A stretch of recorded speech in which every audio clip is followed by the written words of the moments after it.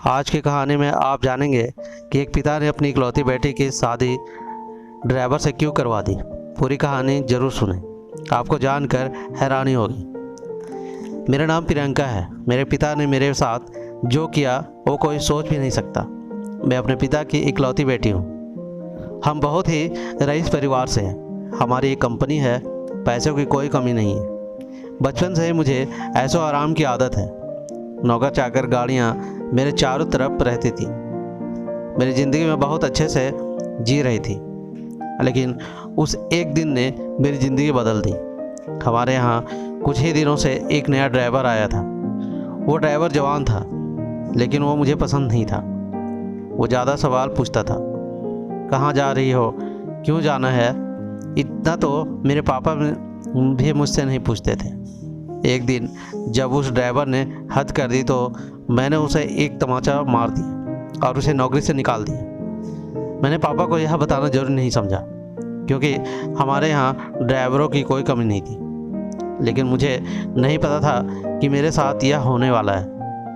एक दिन सुबह जब मैं उठी तो मेरे कमरे में वो ड्राइवर था। वो ड्राइवर मेरे कमरे में इतनी सिक्योरिटी के बीच में कैसे आ गया, मुझे पता नहीं चला। शायद मैंने उसे मारा था, इस बात का बदला लेने पहुंचा होगा। मैंने कहा कि तुम यहाँ क्या कर रहे हो। वो बोला कि मैं तुम्हारा पति हूँ। कल रात को तुम्हारे पिता ने मेरी शादी करवा दी। मैंने कहा कि तुम पागल हो, मेरे पिता तुमसे शादी क्यों करवाएंगे, और शादी हो गई मुझे पता भी नहीं चला। फिर उसने कहा कि मुझे पता था कि तुम यह बात नहीं मानोगी, इसलिए मैं तुम्हें तस्वीर दिखाता हूँ। उसने अपने मोबाइल से हमारी शादी की तस्वीर दिखाई। वो सच बोल रहा था। मैं उसके साथ मंडप पर बैठी थी। मुझे होश नहीं था और मेरे पिता भी मेरा कन्यादान करते उस तस्वीर में थे। मुझे उस तस्वीर को देखकर भरोसा नहीं हुआ कि मेरे पिता जो मुझे इतना प्यार करते थे, वो मेरी शादी बेहोशी में मेरी मर्जी के बिना एक ड्राइवर से करवा सकते हैं। मैं उसी समय अपने पिता के पास गई। पापा को कहा कि पापा, यह सब क्या है, यह कोई नाटक है। इस ड्राइवर के साथ आपने मेरी शादी करवा दी, वो भी मुझे बेहोश करके। आप ऐसा कैसे कर सकते हैं। पापा ने कहा कि वो मजबूर है। मैंने कहा मजबूर? हम मजबूर हैं। इतने बड़े होने के बाद भी इतनी क्या औकात है, हम इसके आगे कैसे मजबूर हो सकते हैं। वो बोला कि जब आप जवान संभाल कर बात करो, अब मैं तुम्हारा पति हूँ। मैंने बोला, अब मैं इस शादी को नहीं मानती। यह कैसी शादी है, यह मेरी मर्जी के खिलाफ है। वो बोला कि मर्जी तुम्हारे बाप की थी, जो इस तस्वीर में साफ दिखाई दे रहा है। वो बोला, चलो अब मेरे साथ। मैंने कहा, चलो कहाँ, यह मेरा घर है। वो बोला, नहीं, तुम मेरी पत्नी हो और अब तुम्हें मेरे साथ रहोगी। अगर नहीं मानी तो यह तस्वीर मीडिया में वायरल हो जाएगी। मेरे पिता चुपचाप खड़े होकर यह तमाशा देख रहे थे। उसने मेरा साथ हाथ जोर से पकड़ा और खींच कर ले जाने लगा। इतनी सारी सिक्योरिटी, लेकिन कोई उसे नहीं रोक रहा था। मेरे पिता भी जैसे भूत बन गए थे। पर क्यों मैं रो रही थी और वो मेरा हाथ खींचकर मुझे ले जा रहा था। मुझे नहीं पता था कि उनकी यह क्या मजबूरी थी, पर इन सब के बीच मेरी ज़िंदगी के साथ बहुत बड़ा मजाक हो रहा था। वो मुझे अपने घर में ले गया। घर नहीं, पिंजरा था। एक छोटा सा कमरा, बाथरूम के लिए भी कमरे के बाहर जाना पड़ता था। उसने मुझे कहा कि यही अब मेरा घर है, यहीं पर रहना है और खाना है। पास में भी बहुत सारे कमरे थे, उनमें भी लोग रहते थे। मैं ऐसी जगह आगे पहुंची थी, मुझे पता नहीं था। उसने कमरे के खाने का सामान रखा और कहा कि भूख लगी है, खाना बनाओ।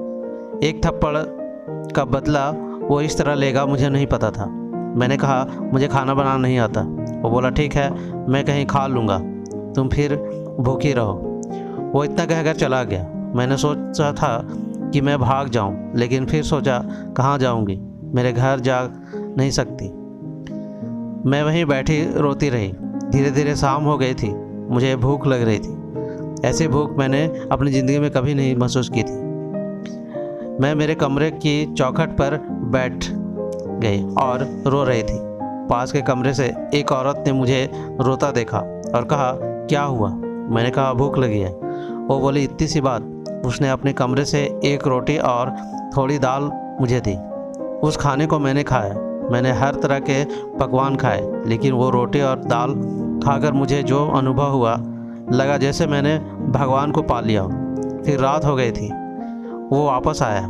आते ही उसने कमरे का दरवाज़ा लगा लिया। मुझे डर था कि वो कहीं मेरे साथ ज़बरदस्ती ना करे, लेकिन वो चुपचाप एक कोने में सो गया।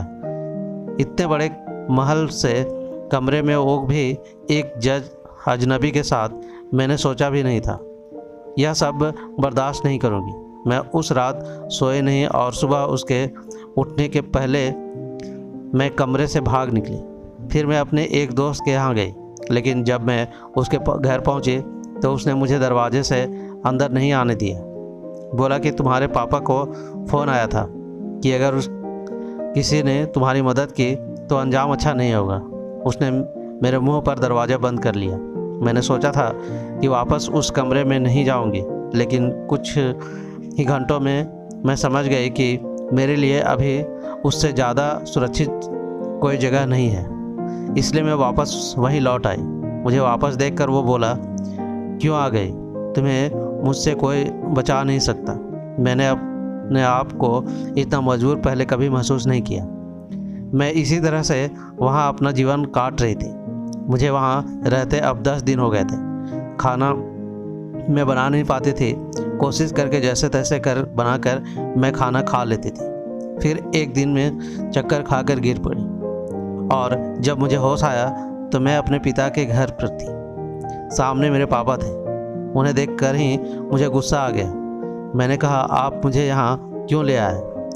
मुझे वहीं मरने क्यों नहीं छोड़ दिया? उस कमरे में वो ड्राइवर भी था। पापा बोले, बेटा मैंने तुम्हें कितना समझाया, लेकिन तू नहीं मानी, तो आखिरकार मुझे यह तरीका अपनाना पड़ा। तुम जिस माहौल में रहकर 10 दिन में परेशान हो गई, उस जगह से उठकर मैंने यह सब बनाया है। तुम्हें सब ऐसे ही मिल गया तो तुम्हें इसकी कोई कद्र नहीं। तुम शराब के नशे में रहती हो। हमारे घर जो काम करते हैं, तुम उन्हें इंसान ही नहीं समझती हो। कितने लोगों को तुमने मुझसे छिपाकर नौकरी से निकाल दिया। तुम्हें पता है नौकरी क्या होती है, कैसे परिवार चलता है। शायद तुम इन 10 दिनों में कुछ सीख पाई होगी। यह ड्राइवर नहीं, आर्यन है, मेरे दोस्त और बिजनेसमैन रतन का बेटा। यह तुम्हें शादी करना चाहता है। मैंने ही इसे कहा था कि तुम पहले इसे जान लो। तुम्हें उनसे फॉलो किया तो वो समझ गया कि तुम गलत रास्ते पर हो। इसलिए हम दोनों ने मिलकर यह नाटक किया ताकि तुम्हारे आगे खोल सके। जिस रात तुम्हारी शादी करवाई थी, उस रात भी तुम नशे में घर आई थी। पैसे और ज़िंदगी की कद्र करो। सबके नसीब में यह नहीं होता। यह सब मेरे लिए था, मुझे सिखाने के लिए, और सच में इन सब से मेरी आंखें खुल गई। मैं एक नई इंसान बन गई। आर्यन ने भी मेरा फ़ायदा उठाने की कोशिश नहीं की। मुझे पता चल गया था कि वो मुझसे कितना प्यार करता है। पिता की यह सीख मुझे एक नया इंसान बना गई। तो दोस्तों, यह कहानी आपको कैसी लगी हमें कमेंट करके ज़रूर बताइए, और इस कहानी को अपने दोस्तों के साथ शेयर करें। साथ ही साथ चैनल पर नए हैं तो सब्सक्राइब भी कीजिए। मिलते हैं एक ऐसे ही नई कहानी में। तब तक के लिए धन्यवाद।